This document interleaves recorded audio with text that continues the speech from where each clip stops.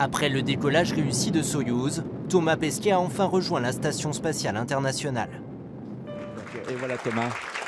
Thomas has just come in the station and Peggy, followed by Peggy. On regarde par la fenêtre, j'en ai déjà pris plein les yeux, on a volé comme ça, sortir de la nuit pour aller vers le lever de soleil, qu'on prend plein dans les fenêtres du Soyouz, puis on voit la Terre se dessiner, l'environnement il est complètement différent parce que là on est dans l'espace pour du vrai et ça c'est irremplaçable. Lancé à plus de 28 000 km/h d'ouest en est, l'ISS est le plus grand objet artificiel placé en orbite terrestre. Notre Normand est le premier Français à s'y rendre depuis 8 ans. Il va cohabiter avec 5 autres astronautes pour la mission Proxima d'une durée de 6 mois. Il nous fait faire le tour du propriétaire. Je vais vous montrer de quoi ça a l'air à l'intérieur. Il y a mon nom dessus, c'est comme ça qu'on le reconnaît. Et c'est là-dedans que je dors.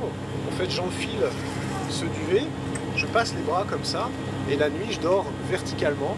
C'est très confortable parce qu'on n'a pas le poids du corps et on dort extrêmement bien en un peu lenteur.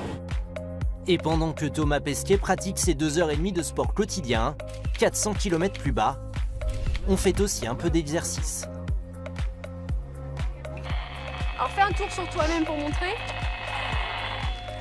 Donc là en fait vous considérez que la balise elle est plutôt par où? Les collégiens de Bélem se livrent à une activité un peu mystérieuse, la radiogoniométrie sportive. C'est pour capter les balises. Voilà, comment je fais pour les repérer alors? Bah alors là c'est comme ça, c'est pour être vraiment élargi, précis. Bah ouais, précis en longueur et là c'est pour un peu plus d'ondes, voilà comme ça. Appelée aussi la chasse au renard, cette course d'orientation est très populaire en Chine et en Russie.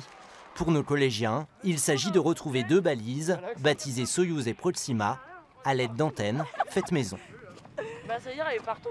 Alors la particularité en fait c'est qu'elle est faite en mètre ruban, parce que ce type de course d'orientation en fait se fait en pleine nature. Et l'avantage du mètre ruban, c'est qu'en fonction des arbres, vous voyez, ça plie en fait. Et c'est justement ce qui est rigolo dans le monde du radioamateurisme, c'est de pouvoir fabriquer ses antennes, ses émetteurs, enfin tout son équipement avec, comme vous voyez, 3 francs 6 sous. Objectif aussi pour les radioamateurs, faire découvrir aux élèves leur passion et poser les bases de leur future communication avec l'ISS. On aborde la notion de la radio, tout simplement, pour leur faire comprendre que la radio c'est quoi? Bien, c'est une émission de signal, une réception de signal, et qu'on va faire comme ça pour pouvoir parler avec Thomas Pesquet lorsque le contact sera effectué au mois d'avril. C'est Soyouz. C'est quelle équipe, les prénoms? Margot et Manon. C'est plus ludique, c'est intéressant et ça nous fait comprendre certaines choses sans forcément y rester 3 heures en cours. C'est un petit pas pour un homme et un pas géant pour l'humanité. Ça, je la connaissais, celle-là. Les élèves étudient le thème de la conquête de l'espace dans plusieurs matières. Le projet Harris est ainsi l'occasion pour les professeurs de collaborer. On s'est réunis de sorte à ce que ce soit un fil conducteur par rapport à la conquête de l'espace. Donc par exemple, moi je travaille tout ce qui est lié à Thomas Pesquet à l'ISS d'un point de vue phisique. Ma collègue de technologie va travailler plus sur la transmission des informations, codage binaire, etc. You don't have a proper bed in space. L'anglais fait aussi partie du projet, car c'est la langue de communication de l'ISS. Effectivement, si jamais Thomas Pesquet n'est pas disponible au moment où on aura la liaison radio, ils vont devoir certainement parler avec un autre astronaute qui est à bord.